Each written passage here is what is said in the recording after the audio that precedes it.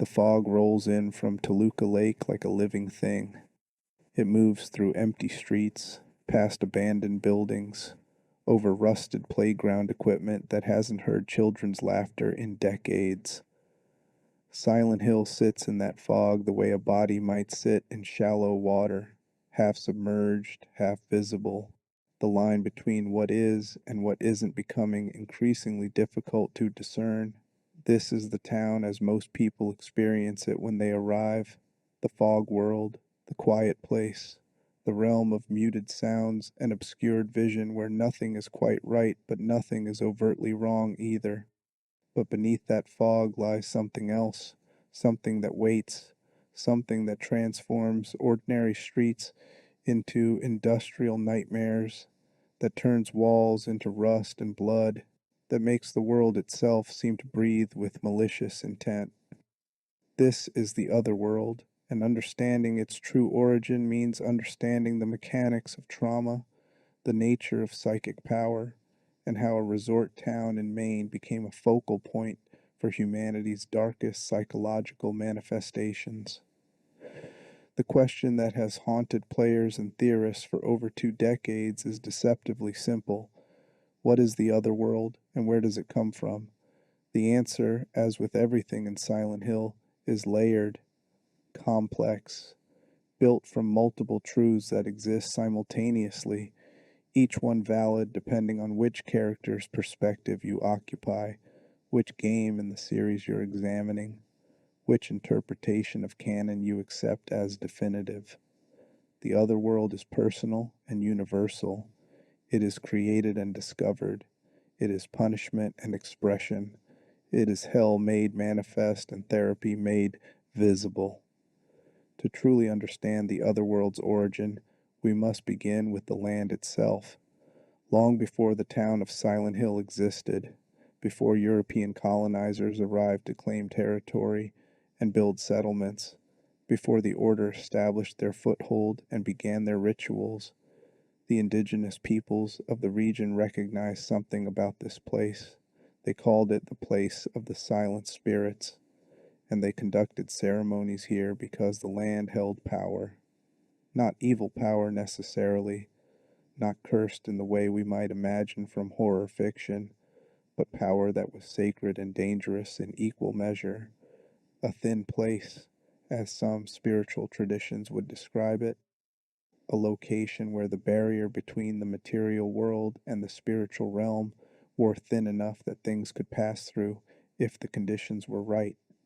The native peoples understood that such places required respect. They knew that power without purpose becomes corruption, that spiritual energy accumulates in certain locations the way water accumulates in valleys, and that you could tap into that energy through ritual if you knew what you were doing. But they also understood the risks. Power concentrated like that doesn't distinguish between good intentions and bad. It amplifies, it manifests, it gives form to whatever psychic energy is directed through it, whether that energy comes from prayer or trauma, from hope or horror. When European settlers arrived, they either didn't understand the warnings or chose to ignore them. They saw land and resources, opportunity for profit and expansion. They built Silent Hill as a resort destination, leveraging the natural beauty of Toluca Lake and the surrounding wilderness. The town became prosperous, attracting tourists seeking relaxation and natural splendor. But the spiritual mechanics of the location didn't disappear just because new people occupied the space with different beliefs. The power remained, dormant but present, waiting for someone or something to activate it in a significant way. The Order, the religious cult that would eventually become central to Silent Hill's mythology, established their presence in the town's early days. They brought with them beliefs drawn from various mystical and occult traditions, elements of Native American spirituality they'd appropriated and twisted, fragments of Christianity reinterpreted through apocalyptic lenses, pieces of ceremonial magic and esoteric philosophy all blended into something unique and deeply disturbing. The Order believed in a god, a divine entity they claimed would bring paradise if properly summoned and birthed into the world. And they recognized that Silent Hill offered the perfect location for such a summoning, because the land's inherent spiritual power could be channeled, focused, directed toward manifesting their theological ambitions. For decades, the Order operated quietly. They conducted rituals in hidden locations throughout the town, in the basement of the hospital, in chambers beneath the historical society, in rooms that official blueprints didn't acknowledge existed. They studied the town's spiritual properties, experimented with channeling its energy, and gradually built a framework of occult practice designed to harness what the land offered. But the truly catastrophic activation of Silent Hill's power wouldn't come from ritual alone.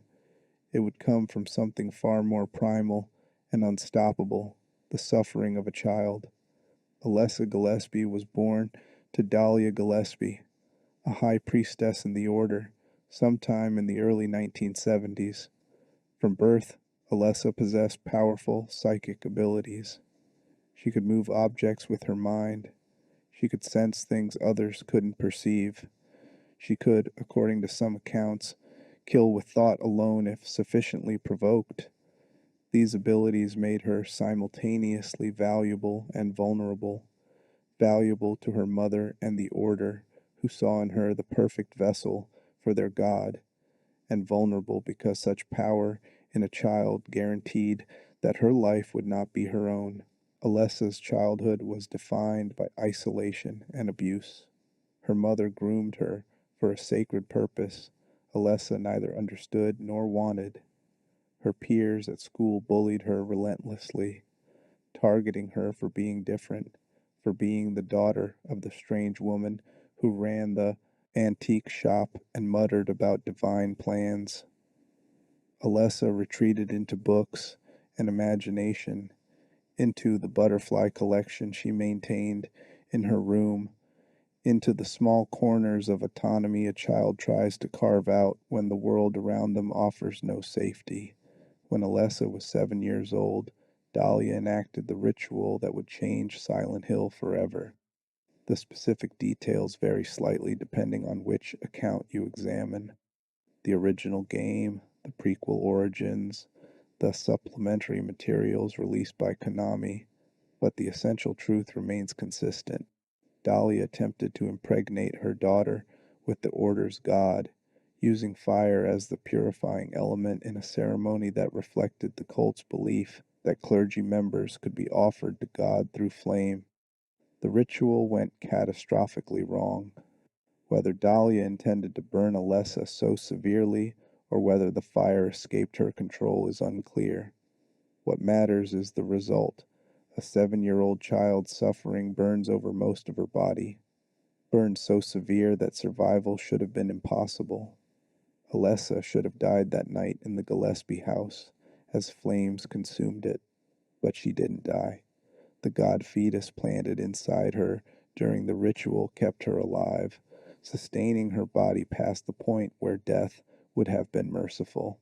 She was recovered from the burning house and taken to Alchemilla Hospital, where she was placed in the basement in a tent designed for severe burn victims. There she remained, suspended between life and death, her body destroyed, but her consciousness trapped and aware, unable to die and unable to truly live. This is where the Otherworld truly begins, not with ritual magic or deliberate supernatural manipulation, but with a child's agony given form through psychic power, amplified by the land's inherent spiritual properties. Alessa's suffering was total, constant, inescapable. Physical pain from the burns that should have killed her, psychological horror from being conscious throughout it all, from understanding what her mother had done and why, rage at the injustice, at being used and destroyed for someone else's faith, And all of this emotional and physical torment channeled through psychic abilities powerful enough to kill with thought, abilities now magnified by trauma and desperation. The power of Silent Hill that the native peoples had respected, that the Order had tried to harness through ritual, found in Alessa something it had never encountered before: pure, sustained, unfiltered suffering combined with immense psychic potential and no ability to turn it off or direct it anywhere safe. Alessa's nightmares didn't stay in her mind. They leaked out. They manifested in the space around her, warping reality itself to reflect her internal state. The hospital basement where she was kept became the first Otherworld location, transformed by her pain into something industrial and hostile, covered in rust and blood because those were the textures of her experience, medical equipment that hurt her, the fire that destroyed her, the slow decay of her trapped existence. Initially, these manifestations were localized, small, limited to the immediate vicinity of Alessa's body. But as her suffering continued year after year, as her power grew stronger through constant use, and her emotional state deteriorated further, the range expanded. The other world began spreading outward from the hospital, touching other locations in Silent Hill, transforming them into nightmare versions that reflected Alessa's fears, memories, and hatred. The elementary school where she'd been bullied became a place of corpses and monsters. The church where the Order practiced became a chamber of sacrifice and blood. Everywhere Alessa's consciousness touched, the world warped to match what she felt inside. The fog world emerged as a secondary effect of this process. The thick, obscuring fog that blankets Silent Hill serves multiple purposes. On one level, it's a literal manifestation of Alessa's attempt to hide, to make the town empty and sealed off, to prevent anyone from coming or going, to create a barrier between herself and the outside world that hurt her so badly. On another level, the fog represents the liminal space between normal reality and the full other world, a transitional state that's easier for most people to perceive and survive. The fog world is Silent Hill filtered through Alessa's suffering, but not yet fully transformed into nightmare. It's the town as seen through her depression and isolation rather than her active rage and pain. Understanding the other world as purely individualized manifestation, each person experiencing their own custom nightmare, tells only part of the story, because something stranger happens in Silent Hill, something that suggests the other world's origin and function are more complex than simple one-to-one correspondence between psyche and environment. Multiple people can occupy the same otherworld space simultaneously, yet experience it differently. Shared locations become contested territory where different traumas overlap, where the town must somehow reconcile competing psychological demands and generate an environment that serves multiple purposes at once. Consider what happens in the first Silent Hill when Harry Mason moves through the town. He's not alone there. Sybil Bennett, the police officer from Brahms, arrives in Silent Hill and experiences the fog world alongside Harry. Dahlia Gillespie moves through the same space as Harry does, guiding and manipulating him toward her purposes. Michael Kaufman, the doctor with his own guilty secrets, navigates locations that Harry also visits, and yet each of these characters seems to experience Silent Hill somewhat differently, even when occupying the same physical space at the same time. Sybil sees enough strangeness to be deeply unsettled: the emptiness of the town, the fog that shouldn't be there, the way radio communications fail, and roads become impassable. But there's no clear evidence she experiences the full other world the way Harry does. When Harry transitions in the Green Line Antiques shop, crossing from fog world to other world while Sybil stands nearby, she cannot follow him. He vanishes from her perspective, as if he's slipped into a dimension she cannot access. Later, when the other world becomes more dominant and all consuming as the ritual approaches completion, Sybil does find herself pulled into the nightmare realm, suggesting that the other world's power intensified enough to override whatever protected her from experiencing it initially. This raises crucial questions about how the other world functions when multiple consciousnesses are present. Is Harry experiencing Alessa's nightmare while Sybil experiences her own version? Two separate other worlds occupying the same space but remaining invisible to each other until certain conditions are met? Or is there one other world that appears differently to different observers, like a chameleon that changes color depending on who's looking at it? The answer seems to be something more nuanced than either option alone, a blending mechanism where dominant psychic forces shape the primary environment while less dominant consciousnesses either see filtered versions or remain protected from the full transformation until circumstances change. Alessa's trauma is the dominant force in Silent Hill during the events of the first game. Her 7 years of suffering, her immense psychic power, her constant channeling of nightmare imagery through the town's spiritual infrastructure, all of this makes her the primary architect of the other world that manifests. Harry experiences this other world most directly because he's the one Alessa is focused on, the one she needs to manipulate and guide, the one whose journey through her nightmare serves the purpose of preventing the ritual's completion. The monsters Harry fights, the transformations he witnesses, the specific aesthetic of rust and blood and industrial decay, these come primarily from Alessa's consciousness, filtered through her experiences and fears. But Harry's own psychology isn't irrelevant to what he experiences. His grief over losing Cheryl, his desperate need to find his daughter, his memories of raising her, these emotional factors color how he perceives and navigates Alessa's other world. The school becomes particularly significant to him because it represents where children go, where Cheryl should be safe and learning, now transformed into a place of corpses and danger. The hospital carries weight beyond Alessa's medical trauma because Harry needs to find answers about what happened to his daughter, needs to understand the medical and supernatural circumstances that brought them to this point. Harry's consciousness doesn't create the other world he's experiencing, but it influences which aspects of that other world resonate most strongly, which locations feel most significant, which transformations cut deepest. Sybil, by contrast, has less emotional investment in Silent Hill's mysteries.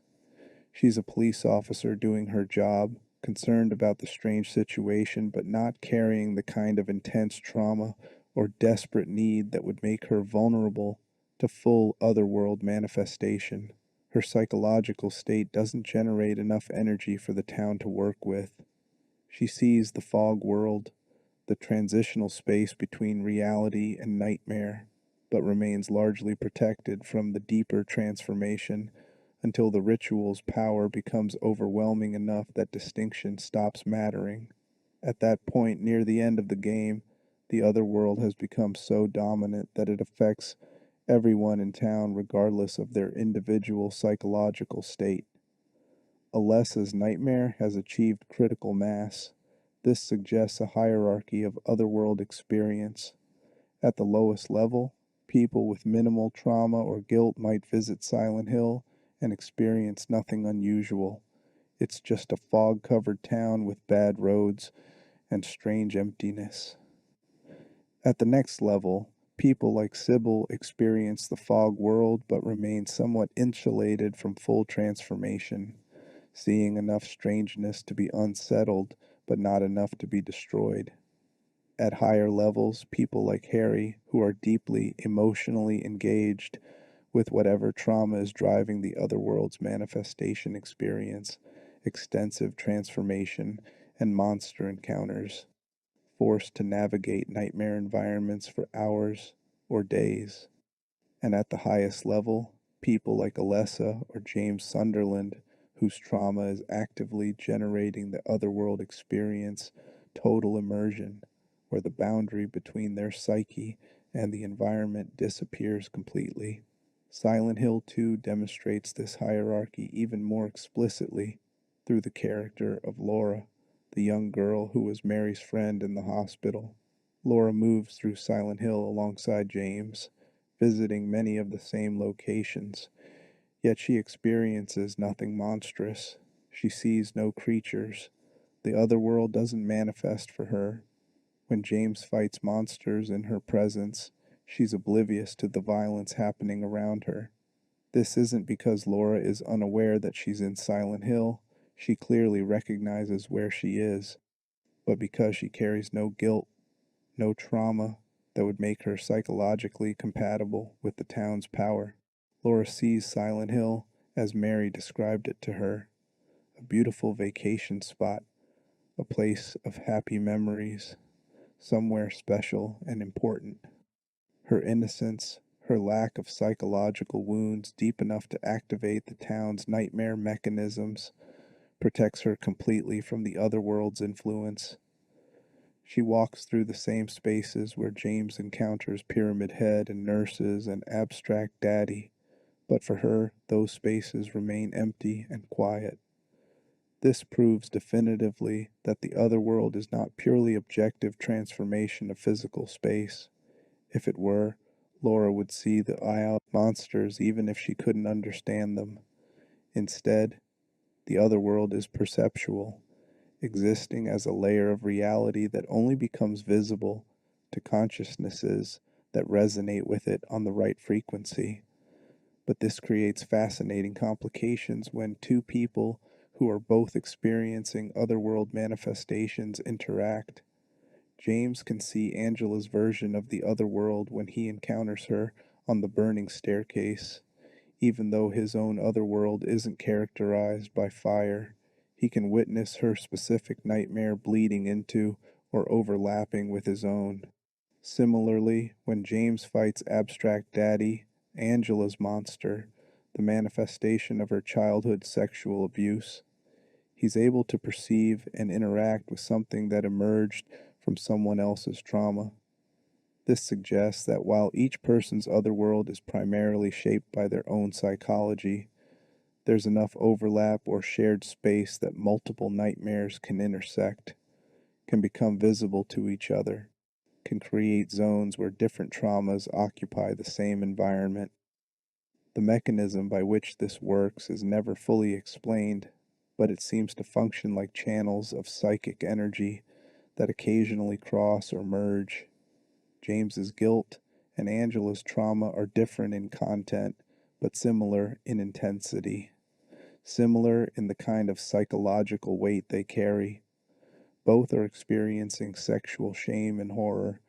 James because of his repressed sexuality during Mary's illness, Angela because of the abuse she suffered.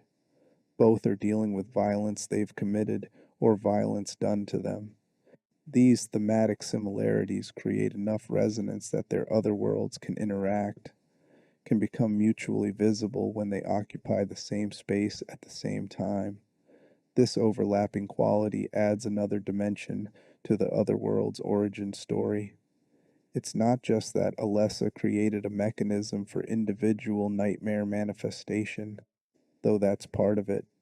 She also created a space where multiple traumatized consciousnesses can interact, where different forms of suffering can become visible to each other, where the isolation that trauma typically creates can be broken through shared experience of horror.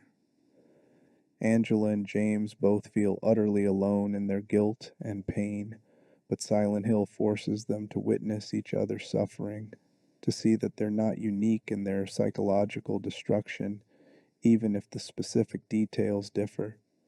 From a therapeutic perspective, and Silent Hill can be read as brutal, involuntary therapy, This forced witnessing serves important purpose. Trauma isolates. It makes sufferers feel like they're the only one who's ever experienced such pain, the only one whose guilt is this overwhelming, the only one who's done things too terrible to be forgiven. By making different traumas visible to each other, by creating spaces where James can see Angela's abuse nightmare and Angela can glimpse James's guilt nightmare, Silent Hill demonstrates that suffering isn't unique, that horror is universal, that everyone carries versions of these same psychological wounds. This collective aspect of the otherworld's function suggests its origin includes not just individual trauma, but accumulated suffering over time. Silent Hill has been a site of pain and violence for over a century. The Order conducted rituals there, sacrifices and ceremonies designed to channel spiritual power regardless of human cost. The town's history includes a plague that killed many residents, a prison where executions were performed, a hospital where people suffered and died. All of this accumulated psychic residue, the fear of plague victims, the anguish of prisoners facing execution, the pain of hospital patients, the horror of ritual sacrifice, has saturated the location over decades. Alessa's trauma didn't just activate the town's spiritual properties, it tapped into this accumulated reservoir of suffering. Her nightmare became the catalyst that unified all this disparate pain into a coherent manifestation system. Before her, the psychic residue of Silent Hill's dark history might have existed as fragments, ghosts, cold spots, places that felt wrong for reasons people couldn't articulate. After her 7 years of channeling trauma through the town, that fragmented energy coalesced into the otherworld as a functional system capable of responding to and manifesting new suffering as it arrived. This means every person who experiences the otherworld is tapping into not just their own trauma, but centuries of accumulated pain.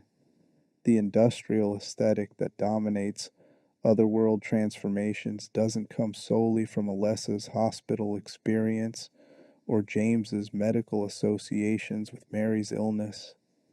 It comes from the collective human experience of institutions as places of suffering, hospitals, prisons, factories, schools, all sites where people are processed, controlled, hurt, or destroyed according to systems that value efficiency over humanity.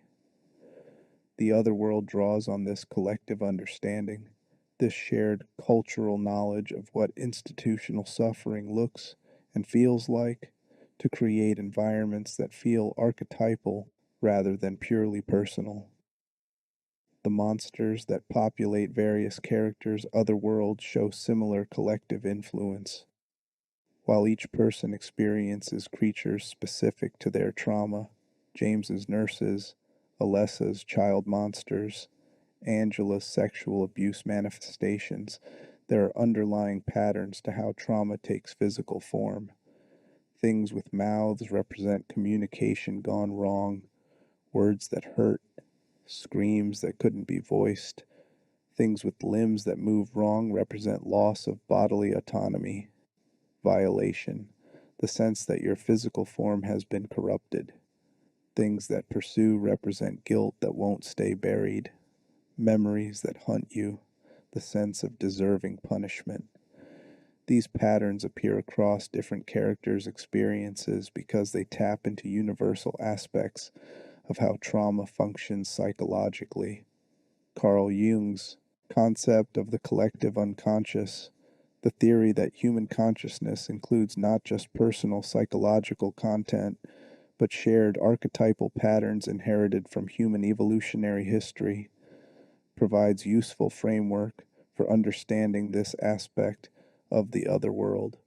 Jung argued that certain symbols, certain patterns of meaning, certain types of figures appear across different cultures and throughout history because they're hardwired into human psychology. The shadow, the anima, animus, the wise old man, the great mother. These archetypes exist in everyone's unconscious, ready to be activated by appropriate circumstances. Silent Hill's Otherworld functions like a physical manifestation of the collective unconscious. It takes not just individual trauma, but universal patterns of suffering and gives them form.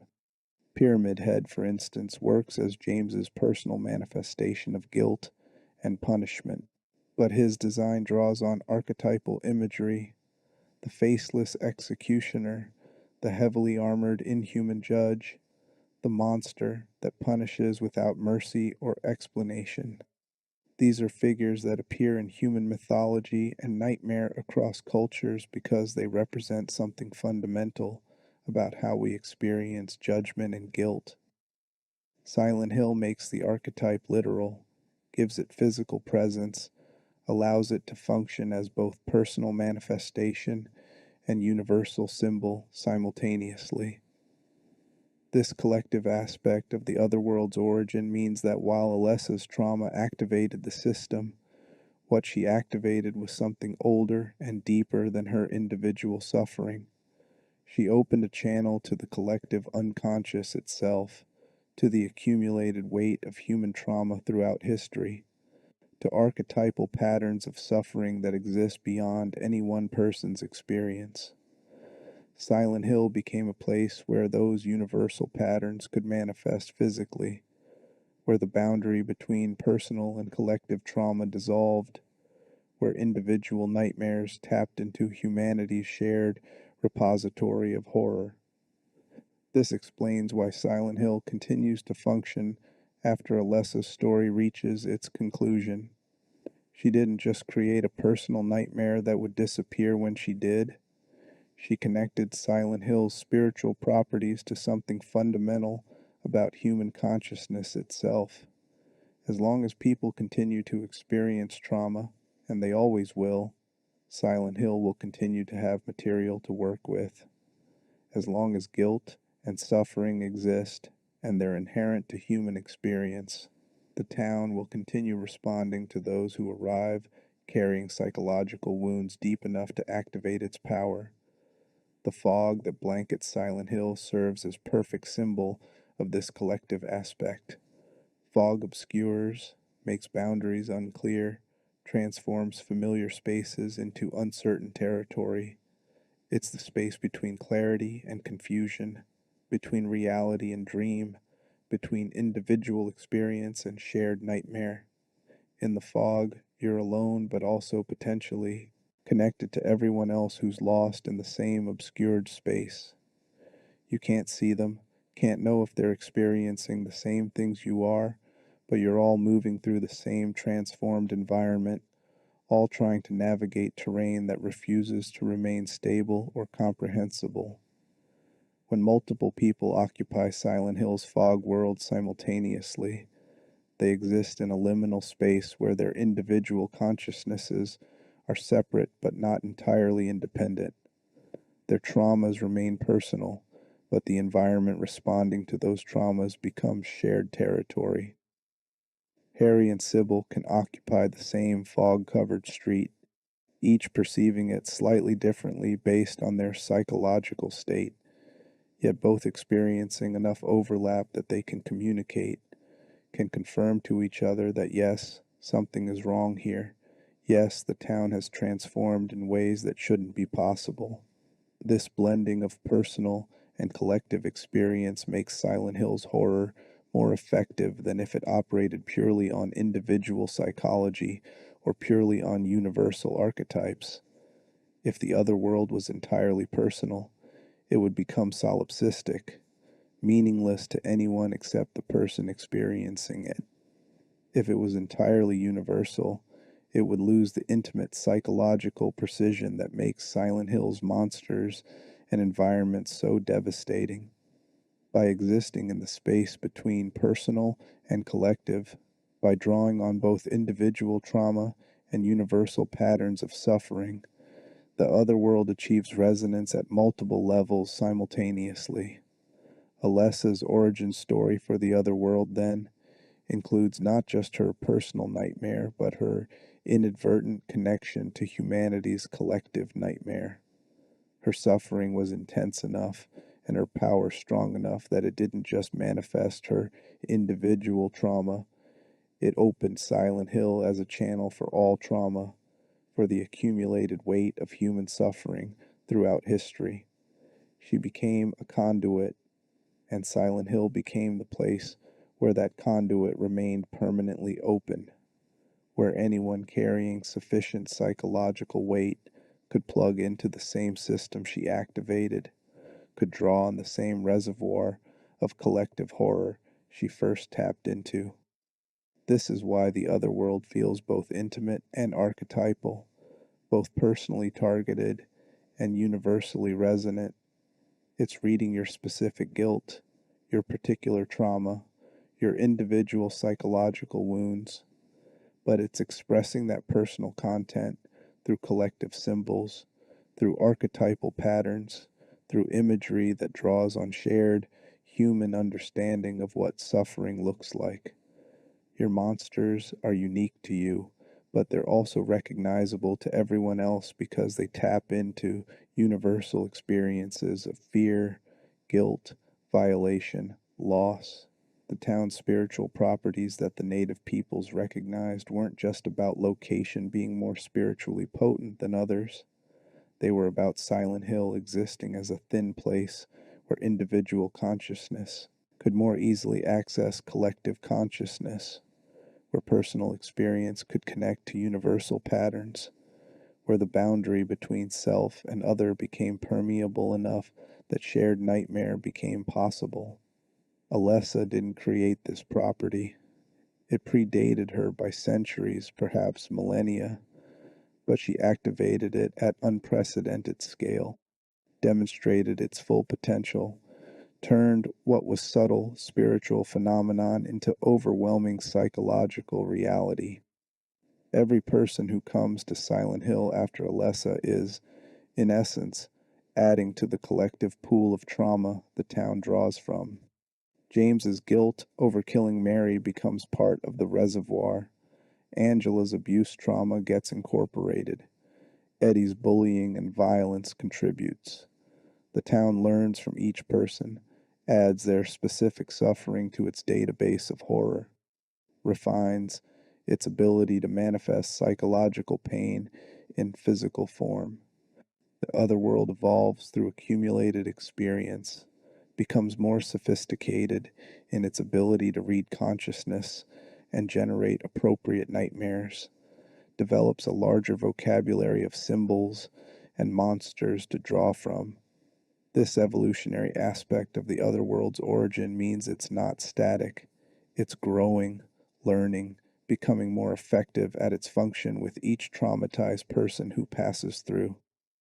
The Silent Hill that Harry Mason experienced in 1999 was powerful, but still relatively crude in its manifestations, heavily influenced by Alessa's specific fears and limited primarily to her psychological content. The Silent Hill that James Sunderland experienced years later was more refined, capable of generating highly personalized environments and monsters precisely calibrated to individual psychology.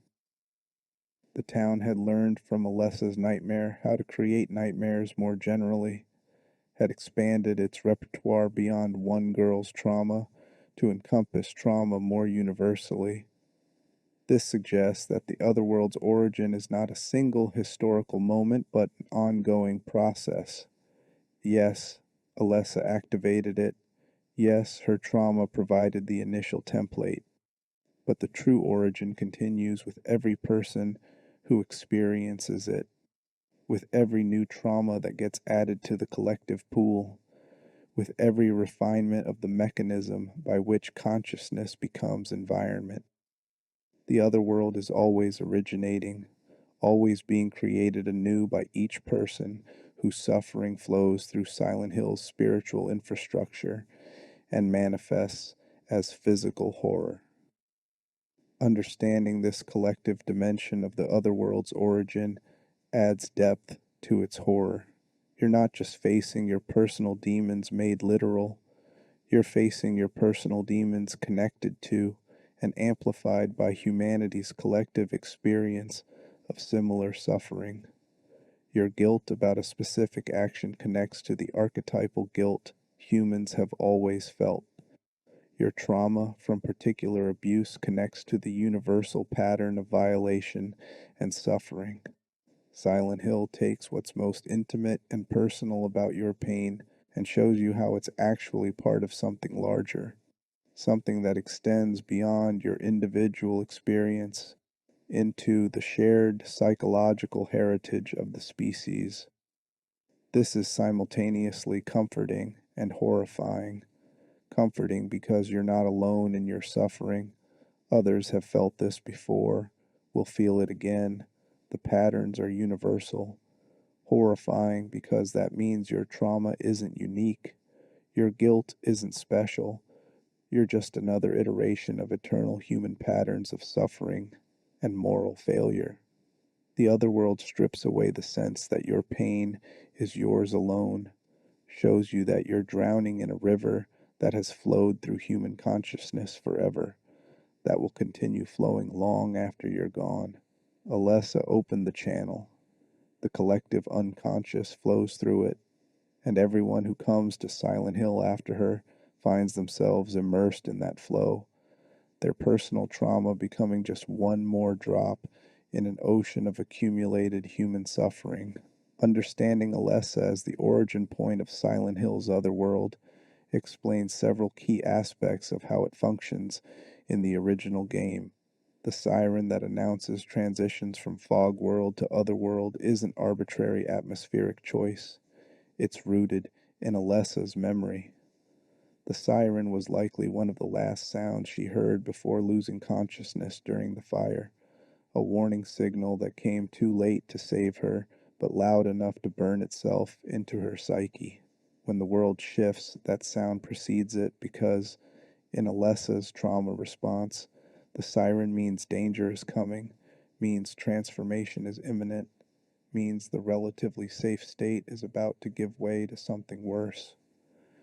The monsters that populate Silent Hill's streets and buildings are likewise drawn from Alessa's mind. Each creature represents something specific from her experience or fears. The gray children with their knives embody her memories of being bullied by other children at school, transformed into knife-wielding threats because that's how those encounters felt, like being attacked, like being cut, like facing violence she couldn't escape. The nurses in the hospital represent the medical staff who kept her alive in agony, their faces obscured because Alessa couldn't always see clearly through her pain, their presence a reminder that help and harm became indistinguishable when you're trapped in medical horror with no way out. Even the flying creatures and the larger boss monsters tie to specific stories or fears from Alessa's childhood, fairy tales she heard, books she read, images that stuck with her and were then warped by trauma into hostile forms. This is the crucial first truth about the otherworld's origin. It began as one specific person's nightmare given form through the combination of psychic power, extreme trauma, and the land's spiritual properties amplifying everything beyond normal bounds. Alessa Gillespie didn't choose to create the otherworld. She didn't want it to exist, but her suffering was so intense and her ability so powerful that reality itself couldn't contain what she was experiencing. So it manifested externally, transforming Silent Hill into a physical representation of her psychological state. But here's where the story becomes more complex, where the origin of the otherworld reveals itself to be not singular, but multiple, not one source, but many layers. Because while Alessa created the first otherworld through her trauma, what she actually did was open a channel. She established a precedent. She demonstrated that the power of Silent Hill could be activated not through careful ritual, but through raw psychological energy, through guilt, through pain, through the kind of suffering that refuses to stay internal and demands external expression. Once that channel was opened, once the mechanism was proven, Silent Hill itself changed. The town became reactive in a way it hadn't been before. It developed the ability to respond to anyone who arrived with sufficient psychic energy and emotional turmoil. The other world that Alessa created through her specific nightmare became a template, a framework that could be customized and personalized for each subsequent visitor who came to Silent Hill carrying their own trauma, their own guilt, their own unresolved psychological conflicts. This is most clearly demonstrated in Silent Hill 2, where James Sunderland experiences an otherworld fundamentally different from what Alessa created. James arrives in Silent Hill 3 years after Mary's death, or so he believes, though the truth is far more recent and far more terrible. He comes because he received a letter from his deceased wife telling him to meet her there, in their special place. But the letter is an illusion, a manifestation of his denial and his desperate need for redemption. James killed Mary. He smothered her with a pillow in her hospital bed because he couldn't bear caring for her anymore, because resentment and exhaustion overwhelmed love, because some part of him wanted her dead more than he wanted her alive. The other world that Silent Hill generates for James is nothing like Alessa's, where her nightmare was industrial and filled with creatures representing childhood fears. James' other world is sexual and suffocating, covered in flesh-like textures and populated by monsters that embody his guilt over Mary's death and his repressed sexual frustration during her illness. The nurses he encounters wear inappropriately short skirts and move in suggestive ways, representing how he sexualized the medical staff during Mary's hospital stay, while simultaneously feeling guilty for having such thoughts. The lying figures, wrapped in their own skin like bondage wear, reflect his conflicted feelings about intimacy and restraint. And Pyramid Head, the iconic executioner who stalks James throughout the town, serves as the ultimate manifestation of James's belief that he deserves punishment for what he did. James's other world looks different from Alessa's because it's reflecting a different psyche, a different set of traumas and conflicts. The town is reading him the way it once read Alessa, interpreting his psychological state and manifesting it as external reality.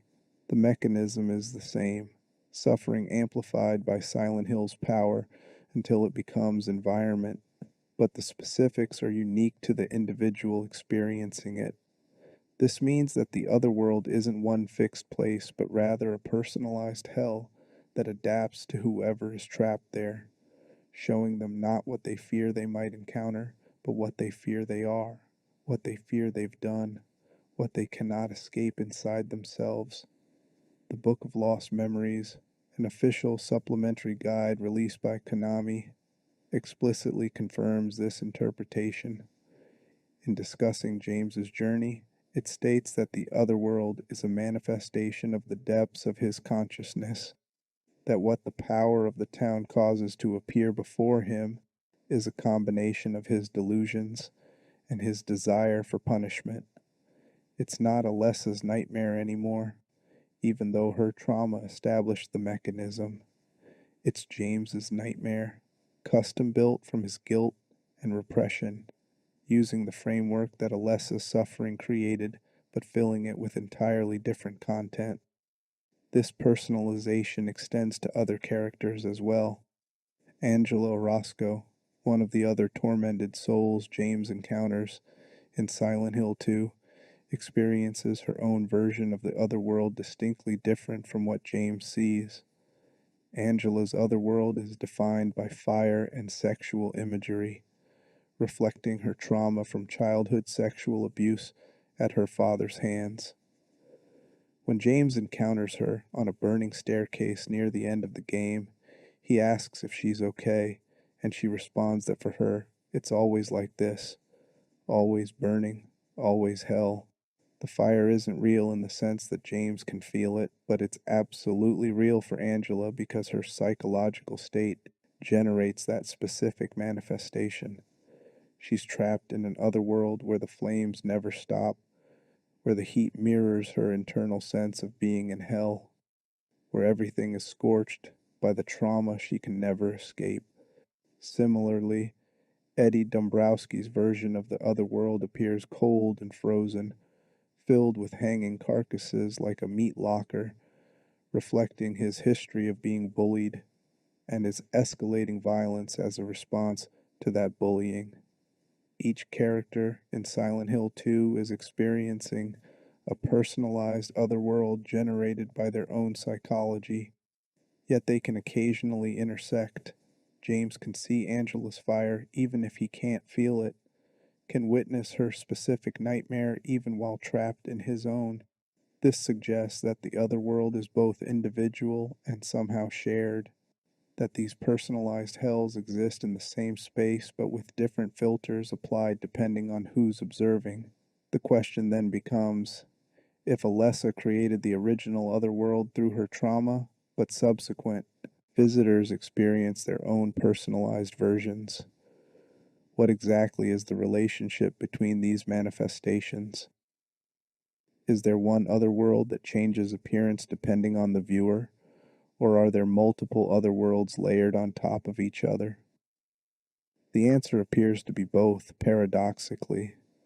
The otherworld is singular in that it's the same mechanism, the same power being channeled, the same transformation of reality into psychological manifestation, but it's multiple in that each person's consciousness generates unique content within that framework. Think of it like this: Silent Hill possesses an inherent ability to read psychic energy and translate it into physical environment. Before Alessa, that ability was dormant or rarely activated, perhaps functioning only during specific rituals performed by people who understood what they were doing. Alessa's trauma was so overwhelming and her power so strong that she triggered this ability at maximum intensity and couldn't turn it off. Her nightmare reality persisted for years, transforming the entire town into an extension of her consciousness. But in doing so, she essentially taught Silent Hill how to perform this transformation. She established neural pathways, to use a metaphor, created a template for how psychic suffering could be converted into environmental horror. After Alessa's story reaches its conclusion at the end of the first game, Silent Hill retains this ability. The mechanism doesn't disappear just because she's no longer actively channeling it. The town has been fundamentally changed by what happened there, has become a place where the barrier between internal psychology and external reality is permanently weakened. Anyone who arrives with sufficient guilt, trauma, or psychic energy can trigger their own version of the transformation. They don't have to be as powerful as Alessa. They don't need to be 7-year-old psychics with world-altering abilities. They just need to be broken enough, guilty enough, desperate enough that their internal state generates the necessary energy for Silent Hill to work with. This is why James Sunderland, an ordinary office clerk with no special abilities, can experience a full otherworld manifestation. His guilt over murdering Mary creates enough psychic pressure that Silent Hill responds to it, reading his consciousness and building an environment from what it finds there. The same applies to Angela, to Eddie, to Travis Grady in Silent Hill Origins, to Heather Mason in Silent Hill 3, as she carries Alessa's reincarnated consciousness within her. Each of them brings enough emotional weight, enough unresolved trauma, that the town can use them as templates for otherworld manifestation. But there's another layer to consider here, another piece of the origin story that complicates the picture further. Because while individual psychology shapes the otherworld's appearance, there's evidence that Silent Hill itself possesses something like will or intention. The town doesn't just passively reflect suffering back at people, It seems to actively select who to draw in, seems to craft experiences designed to force confrontation with guilt or trauma, seems to have an agenda beyond simply manifesting nightmares. James didn't randomly wander into Silent Hill. He was called there by a letter that couldn't exist, that disappeared after he finally confronted the truth of what he'd done. The timing wasn't coincidence. Silent Hill wanted James there at that specific moment, when his denial was strong enough that he'd convinced himself Mary died 3 years ago, but his guilt was intense enough to generate the psychic energy needed for full otherworld manifestation. The town recognized him as someone it could work with, someone whose psychological state made them compatible with its power. This suggests that the otherworld's origin isn't just about Alessa opening a channel or the land's inherent spiritual properties waiting to be activated. It suggests that Silent Hill itself is, in some sense, alive, conscious, capable of recognizing suffering and responding to it with what could be interpreted as either punishment or therapy, depending on your perspective. The town doesn't create trauma, people bring their own, but it forces that trauma to the surface, makes it impossible to ignore or repress, turns psychological reality into literal reality, so that the only way out is through. You must face what you've done, acknowledge what you cannot accept about yourself, confront the monsters that are actually pieces of your own psyche made manifest. From this perspective, the otherworld's true origin lies not in any one person's nightmare, but in the fundamental nature of Silent Hill as a location. The native peoples were right to call it the place of the silent spirits. The land has always possessed this property, the ability to make the invisible visible, to take what's buried in the unconscious and drag it into physical form. Alessa's trauma didn't create that ability. It activated it at unprecedented scale and intensity, demonstrated its full potential, turned what might have been subtle spiritual phenomenon into overwhelming psychological horror. But the capacity was always there, waiting in the land itself. This interpretation aligns with how Silent Hill functions across the entire series. In Silent Hill 3, Heather Mason experiences otherworld manifestations that blend Alessa's residual influence with her own fears about pregnancy and body horror, reflecting the God growing inside her. In Silent Hill 4, The Room, Walter Sullivan's serial killer rituals create their own specialized otherworld spaces connected to his psychosis and his obsession with returning to his mother, the apartment building where he was born. In Silent Hill Origins, Travis Grady triggers otherworld manifestations tied to his repressed memories of his mother's mental illness and attempted murder-suicide. Each game demonstrates the same principle: bring sufficient psychological trauma to Silent Hill, and the town will give that trauma physical form, will build you a hell custom designed from your own guilt and fear. The aesthetic consistency across these different otherworlds, the rust, the industrial decay, the chain link fences and metal grating, the blood and the corpses, represents a shared visual language rather than identical experiences. It's as if Silent Hill has a default texture palette it applies to psychological horror, a base layer of industrial nightmare that gets customized with individual details. The rust and decay suggest corruption, the erosion of sanity and moral certainty. The industrial elements, the factories, hospitals, prisons, represent places where people are processed and controlled, where individuality is stripped away in service of institutional function. These aren't random aesthetic choices. They're deeply symbolic of how trauma operates, how it reduces personhood to function, how it makes you feel like meat being run through machinery with no agency or escape. but each person's otherworld adds its own specifics on top of that base layer. James gets nurses and sexual imagery because his guilt is tied to his dying wife and his frustrated sexuality. Angela gets fire because her abuse made her feel like she was burning, like she was in hell. Eddie gets cold and corpses because his bullying made him feel dead inside, made him want to kill the people who hurt him. Alessa got school settings and child monsters because her trauma came from childhood bullying and betrayal by adults who should have protected her.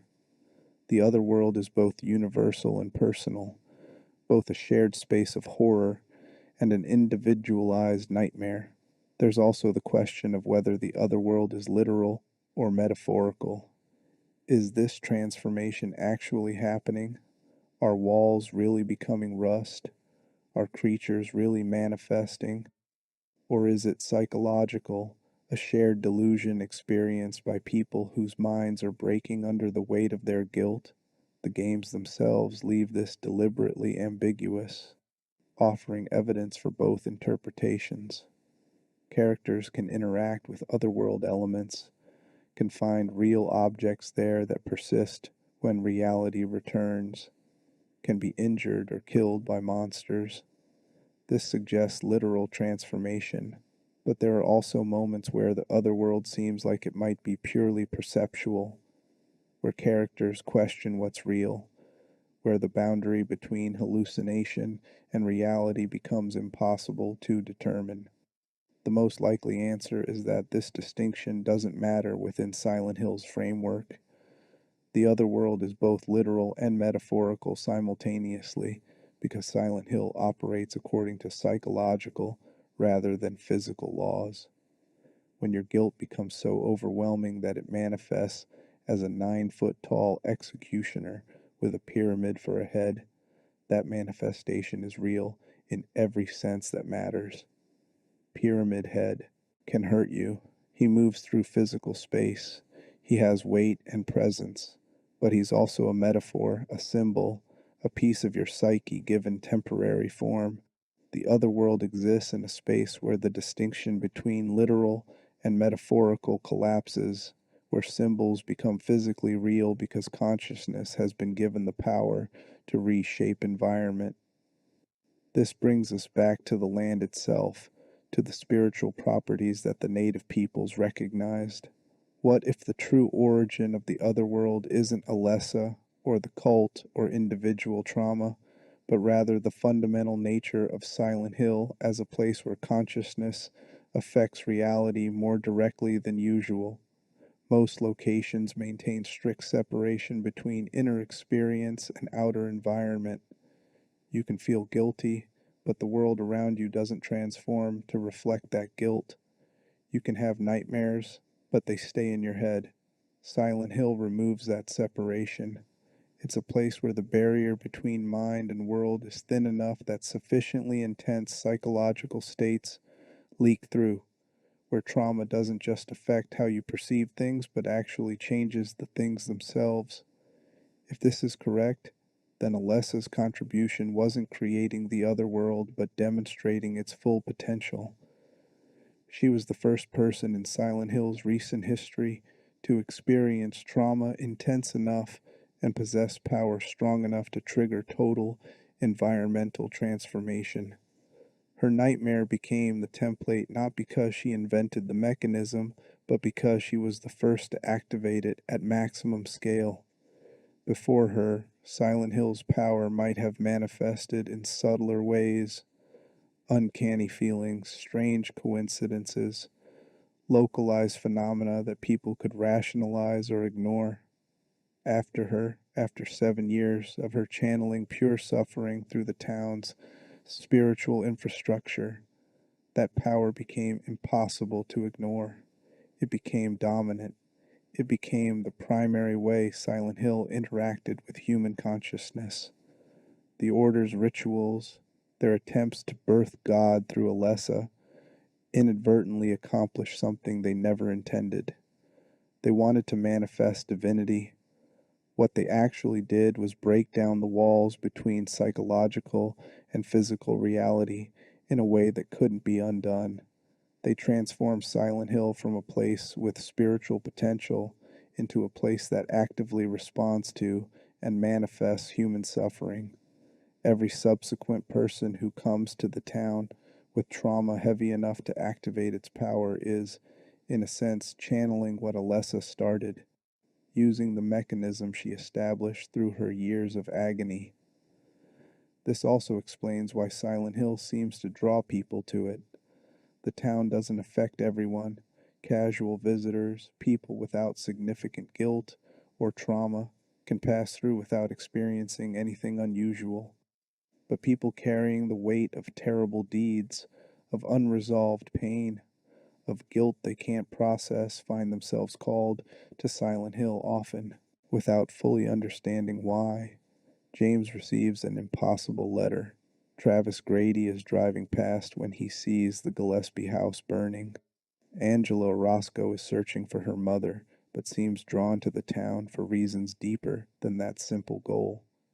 The town recognizes suffering in people and pulls them in because it has become, essentially, a therapeutic space, though therapy of the most brutal and unforgiving kind.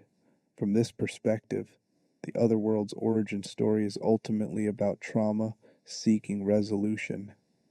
Alessa's suffering created a place where internal pain must be externalized and confronted. She couldn't escape her nightmare, so she made it visible, made it something that existed outside her mind. And in doing so, she transformed Silent Hill into a location where everyone's buried trauma comes to the surface, where denial becomes impossible, where you face what you've done and what's been done to you whether you want to or not. The town forces this confrontation not out of cruelty, though it is certainly cruel in execution, but because repression and denial are themselves forms of suffering. James convinced himself Mary died 3 years ago because facing the truth that he killed her was unbearable. But that denial didn't free him. It trapped him in guilt he couldn't process because he couldn't acknowledge what caused it. Silent Hill strips away that denial by making it impossible to maintain. It builds him an environment entirely from his guilt, populates it with manifestations of his conflicted feelings about Mary and sexuality and death, and forces him to walk through all of it until he finally remembers the truth. Only then, once he's confronted reality, can he find any path toward peace, whether that's forgiveness, acceptance, or oblivion, depending on which ending the player achieves. The various endings in Silent Hill games reflect this therapeutic purpose. The town presents each person with the externalized version of their trauma and then observes how they respond. Do they accept responsibility, like James can in the Leave ending where he finally acknowledges what he did and chooses to continue living with that knowledge? Do they succumb to despair, like the In Water ending where James's guilt overwhelms him and he chooses suicide? Do they replace one obsession with another, like the Maria ending, where James clings to the idealized replacement for Mary rather than dealing with reality? Each ending represents a different relationship to trauma, acceptance, destruction, or denial, and the other world facilitates all three possibilities without explicitly judging which one the person chooses. This therapeutic interpretation shouldn't minimize the horror of what Silent Hill does. The town's method of forcing confrontation is traumatic in itself. Being pursued by Pyramid Head, watching Maria die repeatedly, fighting through hospitals and prisons filled with monsters representing your guilt, these aren't gentle, therapeutic techniques, they're psychological warfare. But there's an argument to be made that for people carrying guilt as severe as James's, for people whose trauma is as deep as Angela's, traditional therapy might not be sufficient. They need something more dramatic, more impossible to ignore, something that makes their inner reality so visible they cannot look away. The otherworld's origin, then, is multifaceted. It begins with the land's inherent spiritual properties, with the native people's recognition that this place had power that could amplify and manifest consciousness. It continues with the Order's interference, their rituals and practices that attempted to channel that power toward specific theological goals. It crystallizes with Alessa Gillespie's trauma, her 7 years of suffering that activated Silent Hill's power at unprecedented intensity and established the mechanism by which psychological horror could become environmental reality. And it culminates in the town's newfound ability to read anyone who arrives carrying sufficient emotional weight, to build for them a personalized hell drawn from their specific traumas and conflicts, to force confrontation with what they cannot face alone. What makes this origin story particularly effective from a horror perspective is its universality. Alessa's nightmare is specific. 7-year-old burned child, evil cult, psychic powers, but what her experience created is available to anyone. You don't need to be special to trigger the other world. You just need to be broken enough, guilty enough, traumatized enough that your internal state generates the necessary psychic pressure. This means Silent Hill can theoretically claim anyone, that its power isn't limited to a small group of people with specific abilities or connections to the supernatural. Anyone carrying unresolved trauma becomes potentially vulnerable to the town's influence if they happen to arrive there at the wrong moment when their psychological state aligns with what Silent Hill can use. This democratization of horror is part of why Silent Hill resonates so powerfully as a series. The monsters aren't aliens or demons requiring special knowledge to understand or defeat. They're manifestations of human psychology, of ordinary guilt and pain amplified until they become literally monstrous. The otherworld isn't some distant dimension requiring ritual magic to access. It's right underneath normal reality, waiting for someone's consciousness to bridge the gap. The horror comes from within, which means it's always potentially accessible, always just a breakdown, away from manifesting. The series also explores what happens when someone with stronger connections to the otherworld tries to manipulate it deliberately. Claudia Wolf in Silent Hill 3 understands that Heather carries God inside her and attempts to use the otherworld's power to facilitate that God's birth.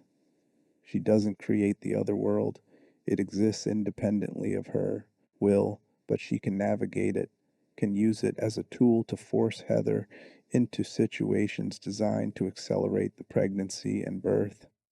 This demonstrates that while the otherworld primarily responds to subconscious trauma and guilt, people with sufficient knowledge or connection to Silent Hill's power can attempt to direct it toward specific purposes. Walter Sullivan in Silent Hill 4. The Room takes this even further, using serial killer rituals to create his own specialized otherworld spaces connected to various locations and victims. Walter's power comes from his psychosis, his absolute belief in the reality of his delusions about being born from the apartment building and needing to complete a 21 sacraments ritual to be reunited with his mother. His intense faith in this delusional system, combined with Silent Hill's influence on him through his childhood connection to the Wish House, orphanage, allows him to generate otherworld spaces that persist even after his death, that actively pursue his agenda through the curse affecting Henry Townsend. These examples suggest that the otherworld's power, once activated, can be learned and utilized by people who understand how it works. It's not purely automatic, not just something that happens to people. With sufficient understanding or connection to Silent Hill's power, with intense enough belief or psychic energy, individuals can become active participants in shaping the other world rather than passive victims experiencing their own manifested trauma. This adds another layer to the origin question. The other world doesn't just exist as something Alessa created and the town perpetuates, but as something that can be studied, understood, and potentially weaponized by those willing to engage with it on its own terms. The physical transformations that mark otherworld transitions, walls becoming rust, floors becoming grating, blood appearing everywhere, follow consistent visual patterns across the series, suggesting that these aren't random manifestations but rather expressions of specific symbolic meanings. Rust represents decay and corruption, the erosion of what was once functional and clean into something broken and dangerous. Industrial elements represent dehumanization, the reduction of people to processes, the machinery of suffering. Blood represents violence and violation, life spilled and wasted. Chain link fences represent imprisonment and visibility simultaneously. You can see beyond them, but cannot pass, trapped in plain sight. These symbols appear across different characters' other worlds because they represent universal experiences of trauma. Everyone who suffers deeply enough experiences some version of decay, dehumanization, violence, imprisonment. The specific content differs: James's nurses versus Alessa's children, Angela's fire versus Eddie's cold, but the underlying structure remains consistent because trauma follows patterns, operates according to psychological rules that apply across different individuals and experiences. The other world's aesthetic consistency reflects trauma's consistency, the way certain experiences break people in similar ways, even when the details differ. Modern understanding of trauma and PTSD actually supports this interpretation. Trauma rewires the brain, creates hypervigilance, makes sufferers perceive threat where others see normalcy. It isolates, creates feelings of being watched or pursued, generates intrusive thoughts and images that can't be controlled. In Silent Hill, these psychological symptoms become literal environmental features. The feeling of being pursued becomes Pyramid Head actually pursuing you. The sense of everything being dangerous becomes a world where everything actually is dangerous. Intrusive images of blood and death become actual blood and corpses. The other world is trauma made visible. The experience of PTSD turned from subjective horror into objective reality. This suggests another layer of the other world's origin. It's not just about one girl's nightmare or one town's spiritual properties, but about the fundamental nature of trauma itself. Alessa's suffering activated Silent Hill's power, but what that power does is tap into universal human experiences of psychological pain. It gives form to what trauma feels like, makes the invisible wounds of abuse and guilt into visible environmental hazards. In doing so, it creates a space where the gap between experiencing trauma and understanding trauma collapses. Someone watching James play through Silent Hill 2 isn't just seeing monsters. They're seeing what James's guilt feels like, how it pursues him, how it colors everything he perceives, how it offers him no escape until he confronts the truth. The other world's origin is ultimately inseparable from human consciousness itself. Silent Hill possessed the potential for this kind of manifestation long before Alessa, but it required human trauma to activate it, human psychology to give it shape, human guilt to make it meaningful. The town is a mirror, but mirrors require something to reflect. Alessa provided the first clear reflection, bright enough, traumatic enough, powerful enough to establish permanent connection between Silent Hill's power and human suffering. After her, the mirror remained active, ready to reflect anyone else who arrived with comparable emotional weight. Understanding the other world's origin means understanding that horror isn't imposed from outside but emerges from within. Silent Hill doesn't create trauma, people bring their own. The town simply refuses to let them hide from it anymore, makes them walk through it in physical form, forces confrontation that most people spend their lives avoiding. This is why Silent Hill remains such a powerful horror framework, even decades after the original game, because the monsters it presents aren't fantastical creatures requiring suspension of disbelief, but rather externalized versions of things everyone carries inside themselves to varying degrees. Guilt, shame, trauma, the ways we hurt others and ourselves, the truths we cannot bear to acknowledge, these are universally human experiences, and Silent Hill is the place where they cannot stay hidden anymore. The siren sounds, the world shifts, rust crawls across walls like infection, blood seeps from nowhere and everywhere, the air becomes thick with the scent of decay. This is the otherworld manifesting, responding to whoever has arrived carrying sufficient psychological weight. The origin of this nightmare is complex. Ancient land, cult manipulation, child suffering, trauma, mechanics, consciousness made visible, but its purpose is singular. Make horror external so it can finally be confronted. Alessa Gillespie opened the door. Her 7 years of burning made Silent Hill into a place where psychological reality could overwrite physical reality, where suffering became environment.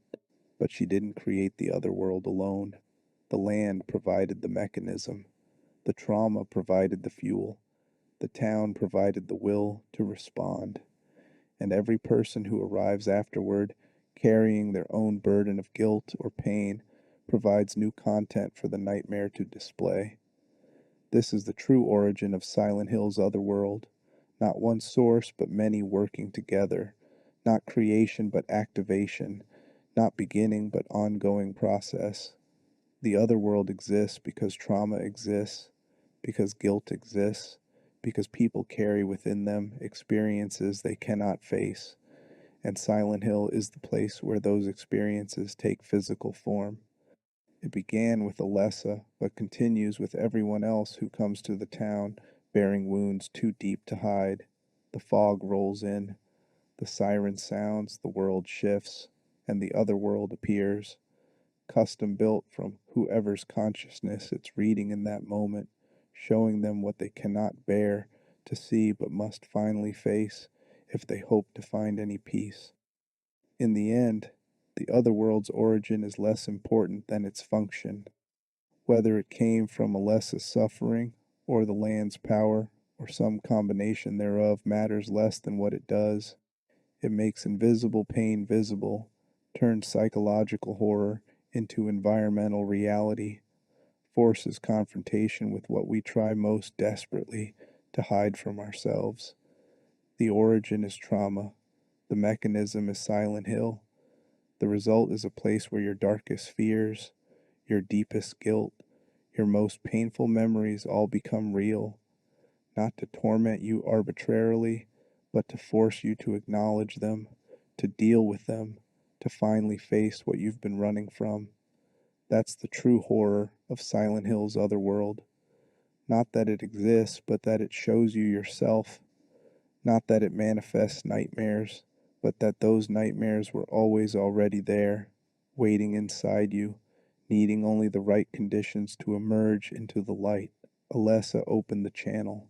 The town maintains it, and everyone who arrives with trauma heavy enough to activate the transformation finds themselves walking through their own psychological landscape, made literal, their own suffering given form, their own guilt pursuing them with relentless mechanical precision.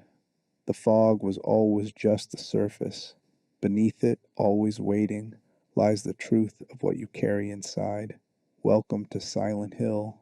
Welcome to the other world. Welcome to yourself.